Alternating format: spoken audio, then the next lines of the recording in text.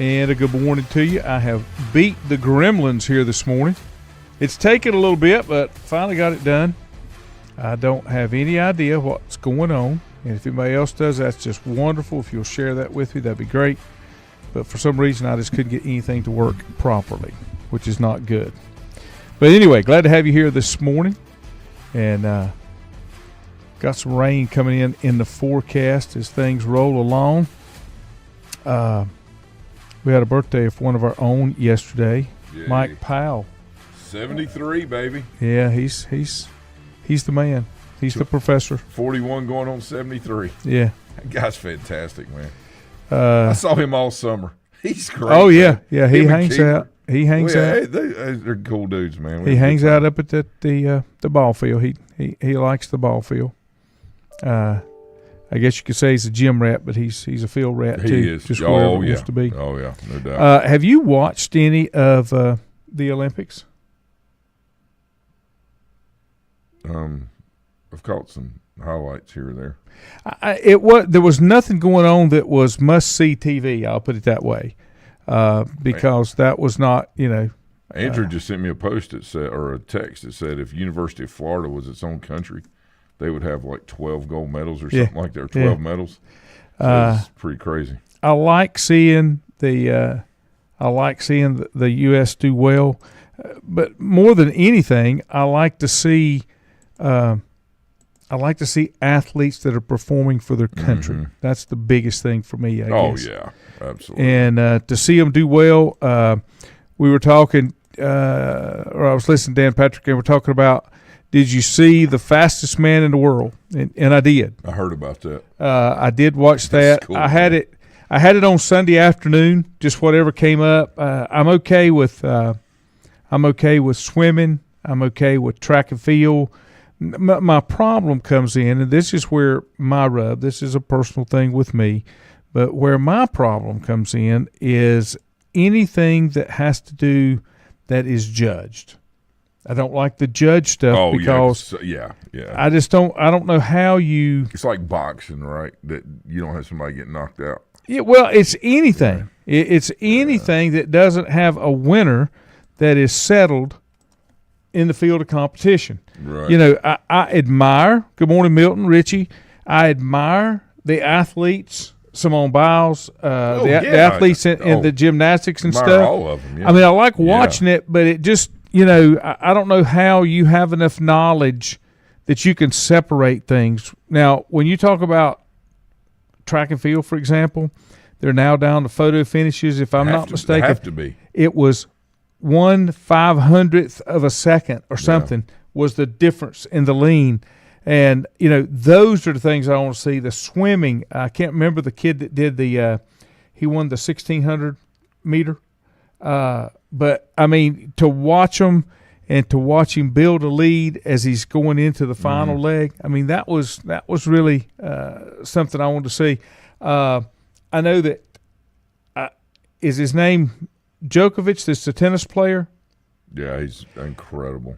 He won what is called incredible. You've got the Grand Slam, just like you do in golf and tennis. He's won what's called the Gold Slam, which means he won a gold medal plus Grand Slam. And to watch these athletes, and I think it was Scotty Scheffler that won the golf. Oh, yeah. Never emotional, but when you get up there and you're on that podium and everything's quiet and your anthem plays, they say it just kind of hits you. Yeah. And, but I think one of the things that I admire so much with most of the Olympics is how you don't have as much bitterness.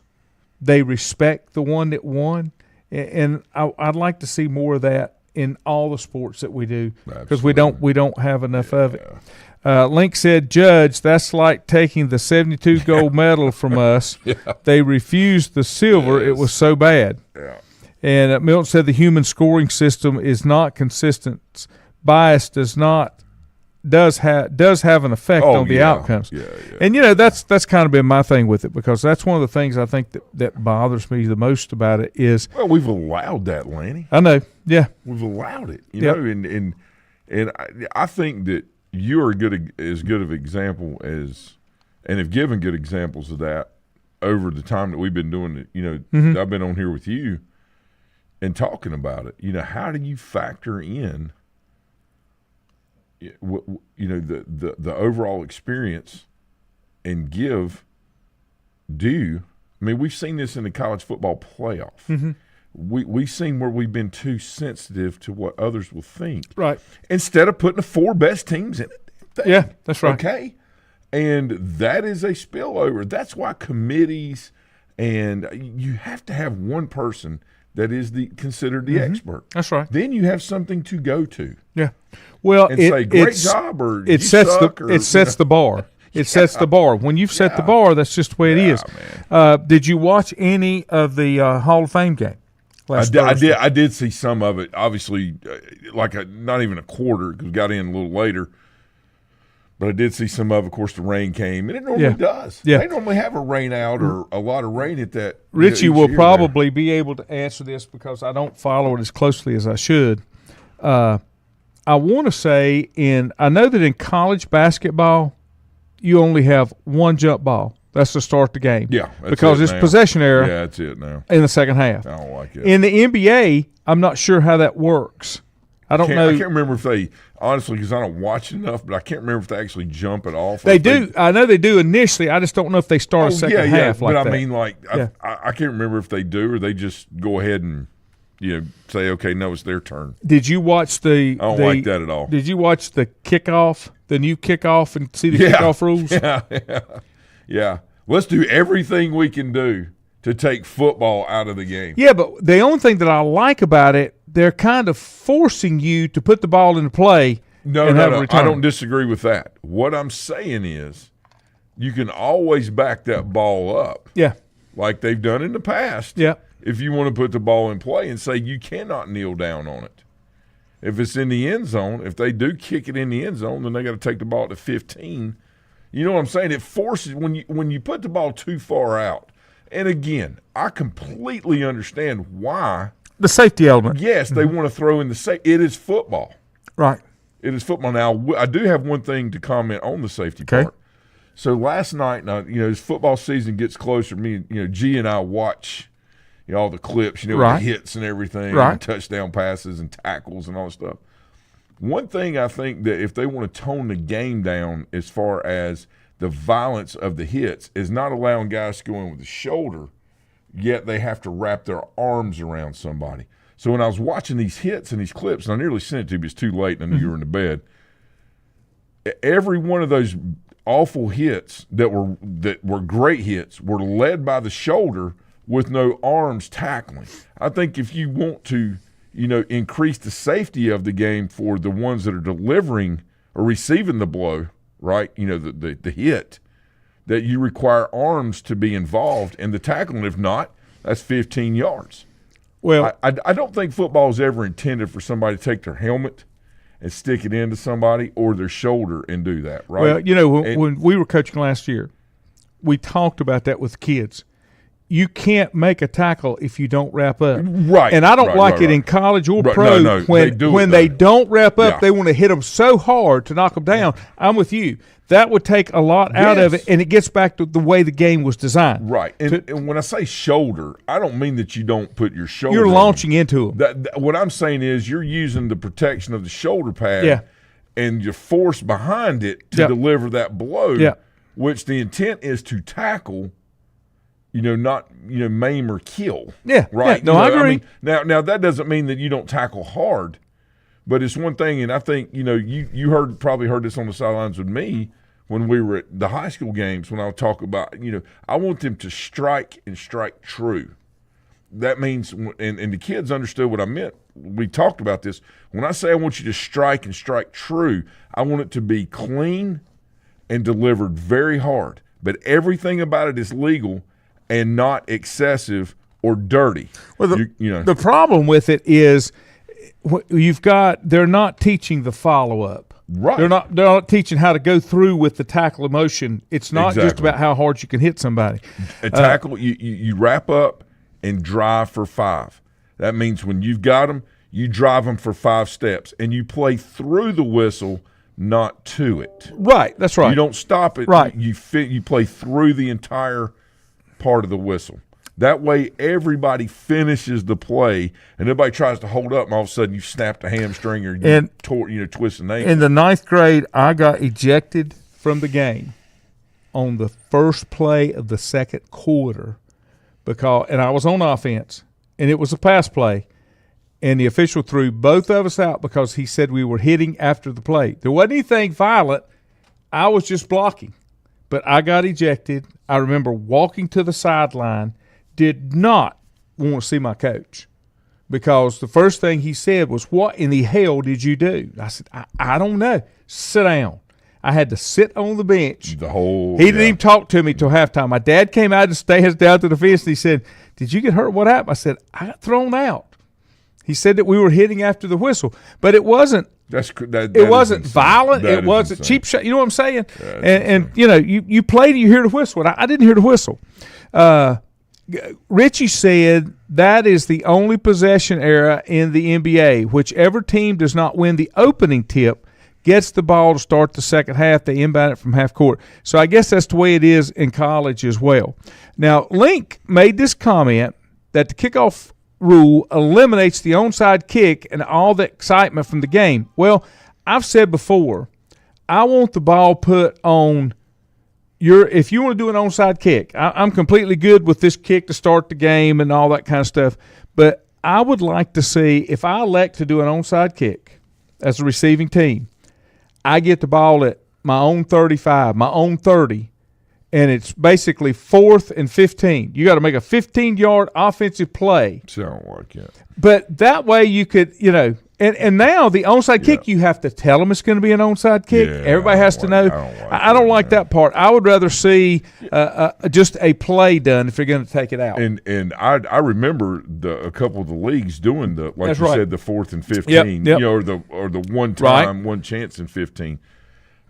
I don't like that because it's trying to get away from the intended nature of football, which is once you score, you line up against the other team and you kick the ball and you try to recover the kick.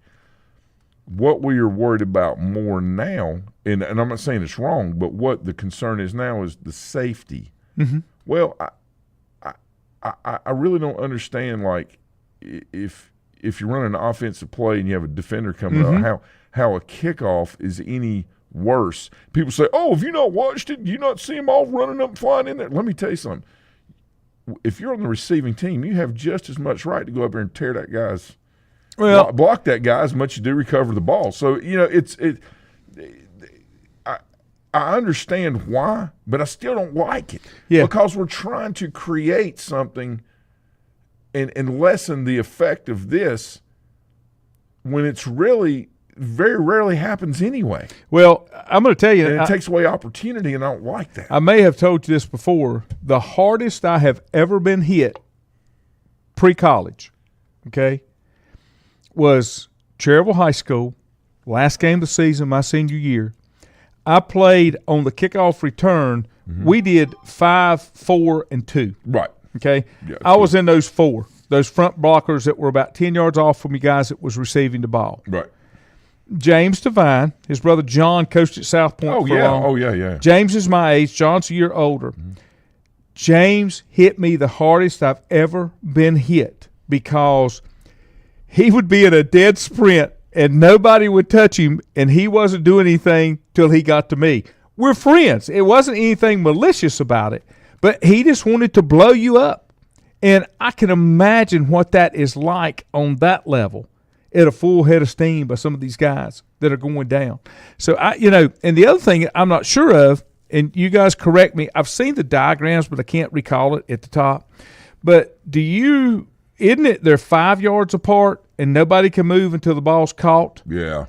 How are you going to do an onside kick in 5 yards? Yeah.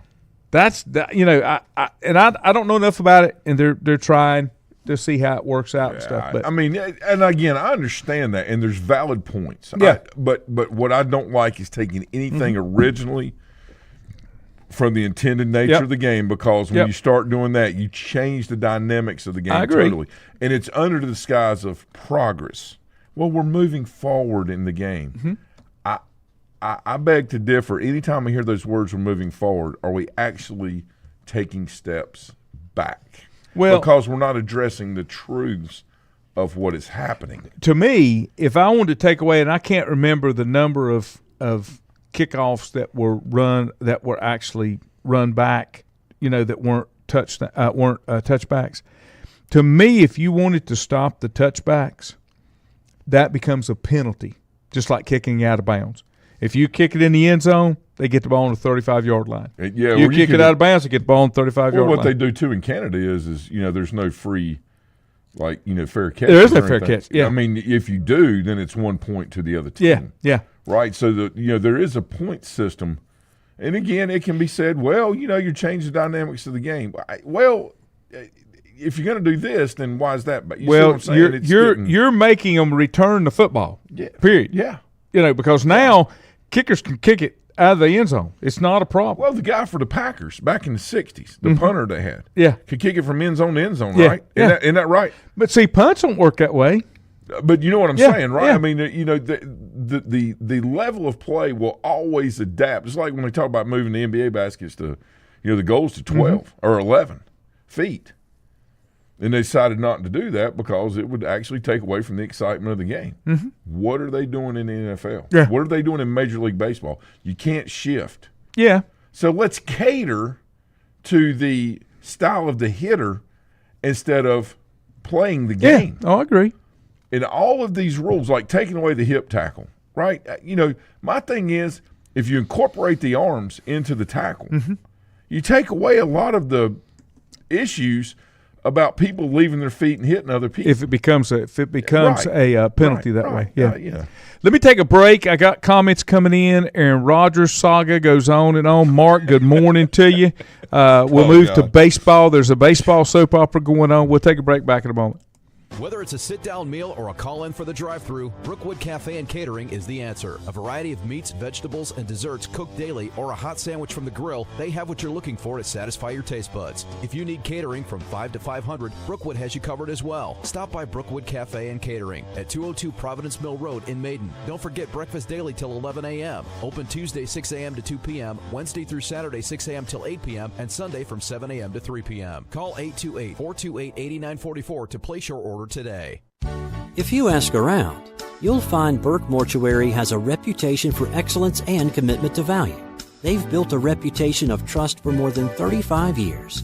Burke Mortuary is proud to offer personal attention, meaningful tributes, and the area's most affordable prices. They're also proud to offer you beautiful, state-of-the-art facilities. It's the perfect place to honor your loved one. So when choosing a funeral home, the choice is easy. Choose Burke Mortuary with locations in Maiden and Newton. Covenant Church began as a vision of just over 100 people in 1984. Since then, Covenant Church has grown and currently located at 2168 Gastonia Highway in Lincoln. The Sunday schedule includes early morning worship at 8:30, Sunday school at 9:45, and morning worship at 10:45. Their ministries extend beyond Sunday. Visit their website at www.covenantchurch.church to see all they have to offer, and better yet, stop by and see for yourself. Covenant Church may be just what you're looking for a new church home. First Federal Savings Bank has been serving Lincoln County since 1940. And as it has been from the beginning, customer service is a priority to First Federal Savings Bank. They want to get to know you by name.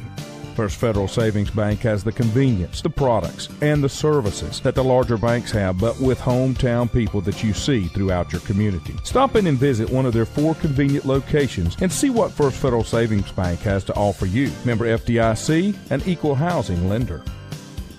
Untangling your headphones, finding the right remote, saying goodbye to your favorite shirt that hasn't fit in 10 years. Why are simple things sometimes so complicated? Thankfully, with auto owners, insurance doesn't have to be one of them. Auto Owners works with independent agents who live in your community and answer when you call, so you can worry about more important things, like finding a new favorite shirt.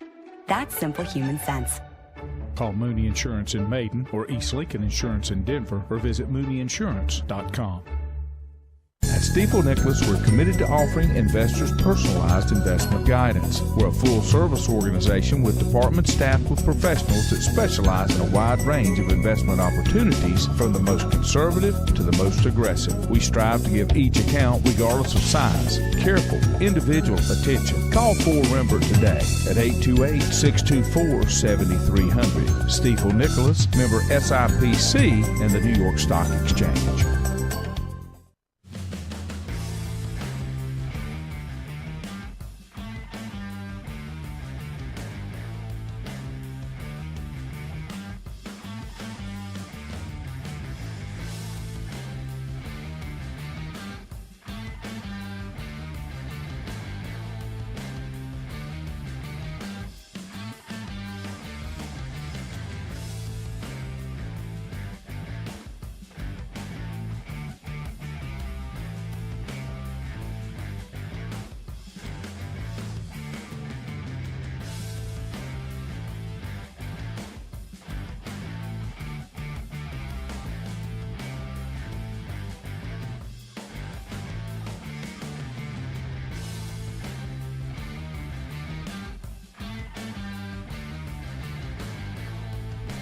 And welcome back. I'll jump over here and get a couple of those comments that came in. Milton said, thoughts on the Aaron Rodgers soap opera? And we'll get there. Mark said, Milton, you're feeding the soap opera and Aaron's ego by asking about it. And that's kind of the way that works. Let's see. Richie, his comment was about baseball. Brian Danner, good morning. Mark, good morning to you. Richie was talking about baseball, talking about the White Sox. Did they lose, Richie? Because he said they won't go 20-142. They've won 27 games. Yeah, they're 27-88. So now the question is, will they have more losses than the best team in baseball has in wins when the season's over? Well, they just started, and I'm going to look here, they just started a 3-game series with Oakland. And that's the 2 worst baseball teams in the league. Yeah. And the White Sox did lose their 21st straight game, ties an AL record. Pollen in my throat. So they have tied that record.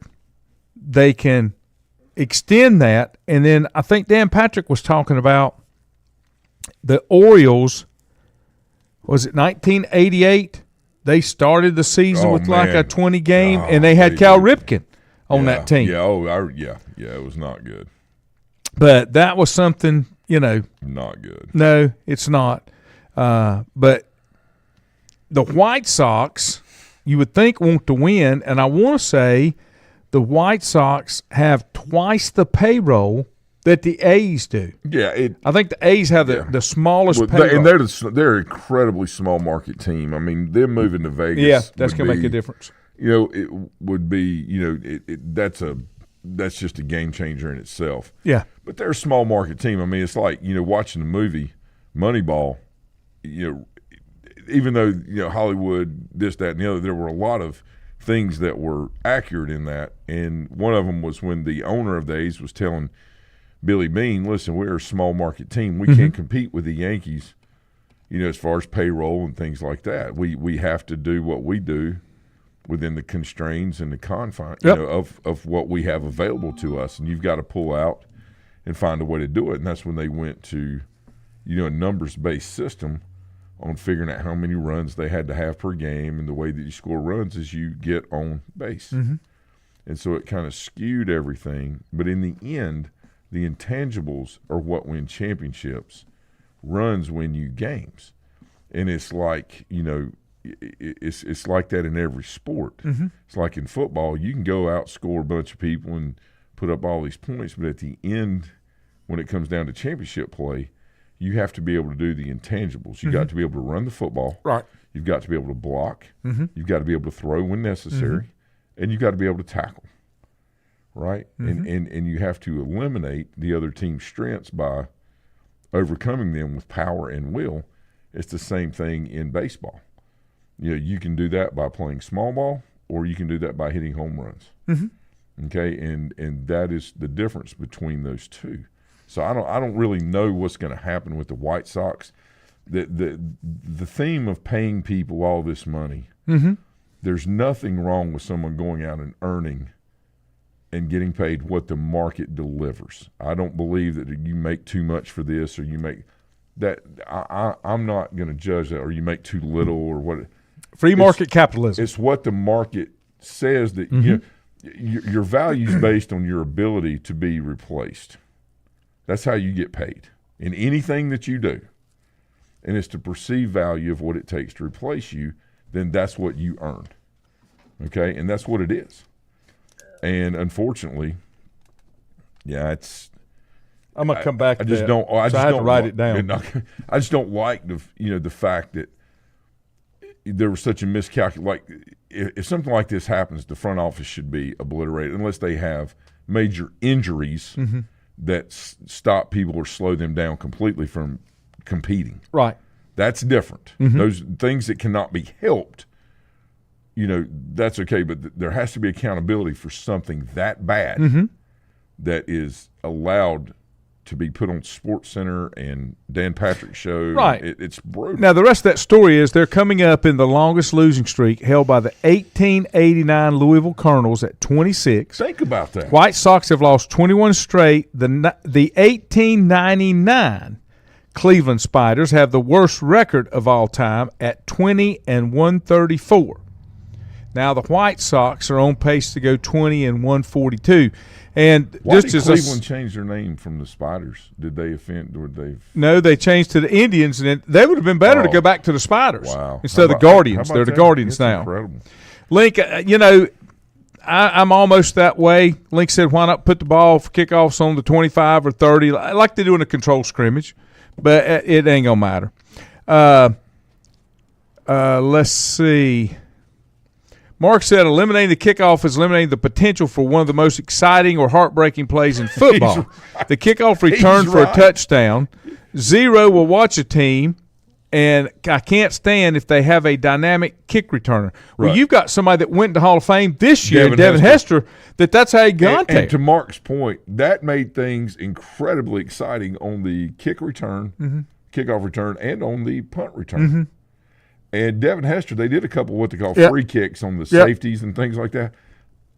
They chose, and I can't remember this exactly, but I might be wrong, but I think that normally you punt that ball, right, instead of kickoff. You have the choice on a safety. Yes, that's correct. Right, you know, on a free kick, yes. Right. But I'm thinking that they chose to, for Hester, I think they chose to kick off a couple of times because they could control the depth of the kick and the height of it a little better than on the punt to be able to go down and cover. I think that was right. What they're trying to do is you don't have as much hang time on a punt as you do on a kickoff. Normally, right? For distance, right? And but I might be wrong, but I'm thinking that was one of the things that they had talked about. And it's like 99 out of 100 times they punt that. They do the free kick punt instead of the kickoff. But Hester's that good. Yeah, he was that good. But Mark's right. It takes away a lot of excitement. Andrew, he said, I believe the Rays won their World Series titles with the lowest payroll in baseball. Yeah. And that Rays, they also would blow it up after a World Series. Then they would pay everybody, then they go to the bottom. And then they blow it up. It's like you're chasing them. Yeah, but that seemed to work for a little bit. Mark said the White Sox deserve all their losses that can be given as punishment for the decision to have the players wear those god-awful short uniforms years ago. And I don't follow baseball enough to even know what that means. But this is the thing about it. Mark, he's a fan, right? And a true fan. He understands. Like that is like I agree with that. Things ebb and flow, and baseball is a game of what a lot of people like to say purity. But the idea behind it is pure, but it's infected by all of. It's hard to explain. Right. But if baseball played in its purest form is absolutely the best game on the planet. The problem is rules are being put in or, new things are coming in where they're trying to – it's a style versus substance issue. And, again, I'm not going to get on that today, but, you can have a uniform or two, an idea and things like that, but the stupidity of some of the stuff that we are seeing. Well, sometimes they're just trying to generate revenue streams. That's what I'm saying. For a new generate uniform. revenue stream by your friggin' team going out and laying the ball down either at first or third base and advancing the runner or squeezing a run in, okay? Or your pitchers going out and doing their job, right? And your fielders being allowed to play where they need to play to stop the offense and what they're doing. That's the way that you get revenues in. Yeah. The flash in the pants thing is a miserable failure, and it's like it's an accepted way to do it. The problem is it's only temporary when you do that. That's what I'm getting at. It's like this, Lenny. When you have speed is great. I mean, it changes the dynamic of things, but for one play. Yeah. Okay? Speed goes as soon as it comes. Right, I mean, it's gone. Well, it's like teams that live and die by the 3-point shot. Power is consistent. Power is it doesn't stop. And when it's like water. Water can drip. I mean, how did the Grand Canyons get formed? Oh yeah, I wasn't here when it happened, but I'm pretty sure that it had to do with some water. That's exactly right. Even though it's one of the softest elements in the world, it's also the consistent power drip of that. And it's like everything is just so style-based, and people wonder, well, we had such a great team, why couldn't we win? They're wanting that quick return instead of putting the time and money in to get it like you want it. You've got to invest in things that are true. Yeah, things that are true in football are the 6 guys. A lot of people say 5. I say 6 because I like tight ends. Yeah. Okay, sometimes 7. Yeah, sometimes 8. Yeah. Like 8-man lines, too. Fred Goldsmith did that at Franklin. Yeah. Made it very difficult. Yeah. Split backfield, quarterback, 8 guys up front. Yep. Okay. First time I'd seen it in high school football, coach looks at me, our head coach at Irwin looks at me and says, what are you going to do? I said, I was defensive coordinator. I said, you're the head coach. What are you going to do? I mean, but the point is that, your power plays are better than just dropping missiles in. You have to advance. Yeah. And the only way to truly advance consistently, all right, and be sustainable is to pound. It's power. The other side of that is when you Same do thing that. in basketball. Right. Football and basketball is the same way. If you don't come in basketball and set up a half-court offense and you immediately turn it over, you're back where you started. Just like in football, 3 passes and you've eat up 38 seconds on the clock and didn't get a first down. Well, you didn't accomplish anything. You just gave it right back to them. And I can't. I had the hardest. I've tried to explain that to people in the past. It doesn't matter if they start a drive at the 20 or 25 and they go all the way down the field and turn the ball over to 20. I don't care if they're getting 2 or 3 yards. The goal is for them not to wear us down, us to get the ball back, which is what we do. That's right. A great point to this was when, and I went to East Carolina. So full disclosure, I don't like anybody in the ACC. I'm East Carolina guy, and it's hard, but that's who I am. When Hansborough and Ty Lawson played at Carolina, they had a tremendous fast break team. Okay, I'm trying to remember. I'm pretty sure that's the team. They were a national championship team. They could run the floor like you wouldn't believe with 2 or 3 of those guys. But also, what did they have? They had Hansborough. They had a power game. They had an inside game. You see what I'm saying? So things were complemented, and therefore they were consistent and steady and able to pound the whole year and then end up winning the national championship. And again, I'm just using that as an example. Coach Case had many of those where he's had a big guy, right. I'm not. And that's why some of these coaches have got out for that reason. Yes, and what's happened is in the NBA, guys that are 7'2" are out there shooting 3-pointers. I think that's fantastic if that's what they want to do. I don't like it. Right. I think it's great to do it, but I want to see him post up. The true big man doesn't really exist in basketball. That's what anymore. I'm saying, yeah. and people don't understand why. And basketball's become positionless. Yes, because no, you don't all have players can do everything anymore. Everybody's a 1. Yeah, that can play. That don't have to play to 5.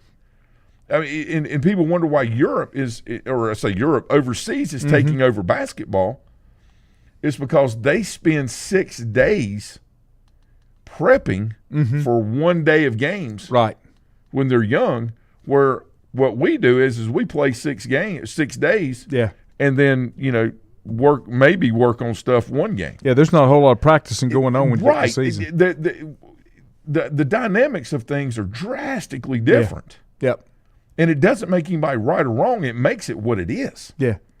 And football will end up being the same way if they keep getting away from the nature of football. Right. No, you're right. Talking about Oakland, Link said Oakland attendance was really low and it wasn't safe to go to the games. That's one of the things I think that hurts some of the sports in the bigger cities when they have those stadiums downtown, and folks don't feel comfortable with it. What's the largest sport in the world? Soccer, right? Yeah. Has the U.S. come in and changed? Have they changed all the rules of soccer because the U.S. came in and started playing? They'll never be able to. That's what I'm saying. Because they'll stay. Yeah. Right. So it stays a global, wherever it started. True to the game. Yes. Nothing, they don't come in and say, well, these guys are and these ladies are too fast and, they're kicking each other too much, so we're going to implement the bubble rule and you're only allowed 3 contacts a game and then you can't do anymore because it's so dangerous. The only question I have, do you think LeBron ever played soccer before he played basketball because of learning how to flop?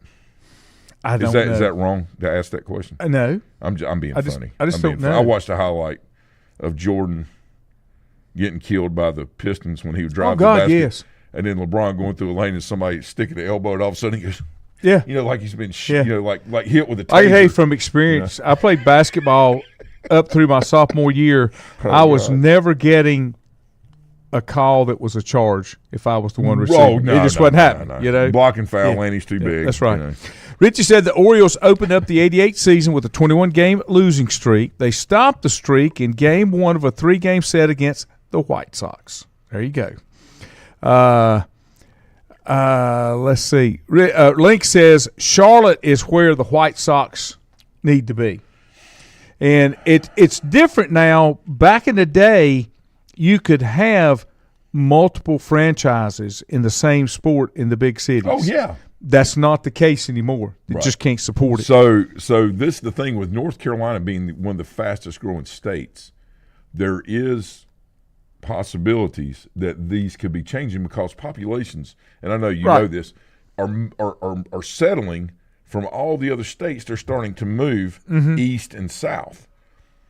Now, it's going to take another 100 years for there to be a major migration change, right? But Charlotte's already in the top 20 in media markets. Yeah, and that's what I'm saying. Yeah. So there is a possibility that we can see. I have a prediction.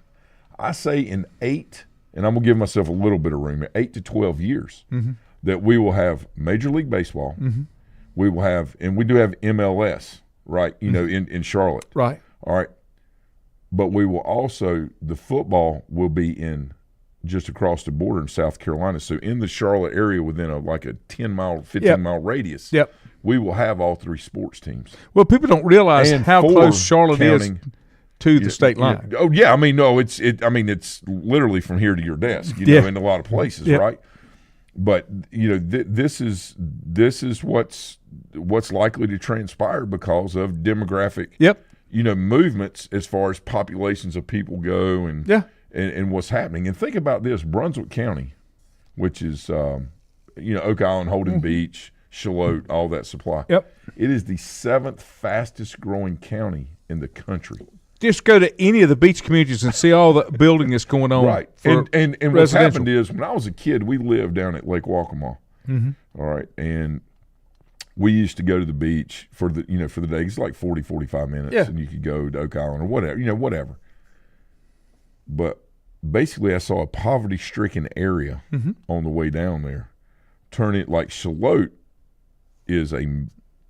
it's drastically different. Than it was when I was a kid. It was very poor. There wasn't most a lot of those eastern towns. Yes, were. It was awful. And now, I mean, it's not a city by any means, but it has everything you need down there. It's not what I remembered. Let's put it that way. Well, think about when we go to the beach. We go through Charlotte a lot. Oh, yeah. We eat there at Smoked, or we go to the wherever over here. I can remember when there wasn't anything but a Western Steer. Right. And that was it. Which is down there on the left, that's which is now like whatever. But it's just the point is, as things change, we're going to see more opportunities with 4 major sports. And, as far as the soccer, I believe, you'll have a men's and women's soccer team. At some point, I dare say because of how many people are moving, I don't know if it'll be in Charlotte or somewhere else, but I think a WNBA team will. Yeah, likely, well, most NBA cities like to do that, but Charlotte's got to get its credibility back as an NBA team first. And they do. And the other issue is well, I'm not going to get into politics, but there are a lot of things that Charlotte they need to improve on a lot of things down there. Yeah. Okay. And you just got to have it. And they'll figure it out eventually. I hope so, Lanny, because there's a lot of opportunity for a lot of people. Yeah. And Charlotte, the inner parts of it, I know they're working on things, but there is so much opportunity to make things great. Yeah. If we just cut out the things that aren't true. Okay? And I'm talking about from a sports opportunity. For employment for people, for the enjoyment. There's nothing more that I want to see being local than the Panthers be a great football team. Because it's exciting to people. It's kind of like in high school. Like if you're in high school, you're coaching high school or whatever, and your football team's doing well, the lunch tastes a little better during the week in the building. Okay, it does for every kid. And there's got to be things that are improved on, and I'm hopeful that'll happen. Right. Let me catch these last comments before we get out of here. Mark said the Braves' attendance was so bad years ago that one time we were in Atlanta to see the game. My dad called to see what time the game started. They asked him what time he could be there. Ray Guy is the only punter I ever watched with anticipation of his punt with the hang time. He may be the only punter that is I think he's the only punter that's in the Hall of Fame. That was just a year or two ago. The guy from the Packers isn't in the Hall of Fame? I don't think so. I have to look it up. Mark said those uniforms were shorts. Oh, well, I mean, it's what they're trying to do now. It's like what football was doing. Football, you don't have, football pants now are basically shorts. They're spandex shorts. Now, I don't understand that. I saw a picture of Chris Culver. Oh, yeah. And his pants in his dress uniform were 6 or 8 inches above the knee. And I asked Quinn about that. Quinn said, Dad, the one thing that we all hated was to wear knee pads. To have the pants over knee. We just don't like it. I mean, it's really irrelevant. That pad doesn't do anything if we get hit there. It's more like, well, we're just coming up with this. And when you and I were in high school, knee pads were like this big. Yeah. And they went all the way down and now covered they're just everything. like, now they're little circles. Just to comply with what's required. Right. And I asked him about that, and it just – and Quinn played up front, like you did. He's like, it really didn't do anything for me to have them there. Yeah. And even in pictures his senior year, a lot of the guys had, didn't even show their knee pads in their pants. They warm up, Yeah. I don't know. Danny, good morning. He said since 1995, 26 of the 29 teams to win the World Series were in the top half of the payroll. Only 3 were from the bottom half. Astros in 17 Astros, Royals in 15, and the Marlins in 03. And that Marlins team is the team they blew up. I know for sure. It was the Marlins, not the Rays, right? Yeah. It was so somebody had mentioned earlier that it was the Rays. Right. I mean, I understand it. They did have a low payroll, but right. But that's the one I was thinking about and couldn't think of it. Who sent that in? Did the Marlins not become the Rays? The Devil Rays became the Rays, and the Marlins are the Marlins. Okay. Who? Danny. Danny. Yeah. No, we're talking about those 3 teams of the Astros, Royals, and Marlins. Was it Danny Hips? Yeah. Oh yeah, he's a sports guy. And he said, with college athletes being paid, will the mid-majors still compete, or will it be only those that can afford to pay the college players the most? All right, here, we're going to hold that for Thursday, Danny, but what's going to happen, you're going to see the mids get back to the way it's always been in playing for the school because they don't have the money to put into it. There will be an upper echelon, but, I don't think that, as you've said, Division II, FCS, Division III, those will be more like the way you want to see the game. Mark said Godfather Hips dropping the knowledge bombs, and he did. Richie said now we are playing a game of 4 out and 1 in, starting to see more and more of the 5 out and 0. 3-pointers have changed basketball, not really what we grew up with like the Celtics or the Pistons. I mean, go back to those days. That's true. Richie said it's like baseball. We have always heard chicks dig the long ball and everybody wants to hit the home run. They forget that you have to have someone play the small ball game and do the dirty work. That's where the games were won. Yeah, basketball needs guys down low to do the dirty work, and nobody wants to do it, and that is completely true.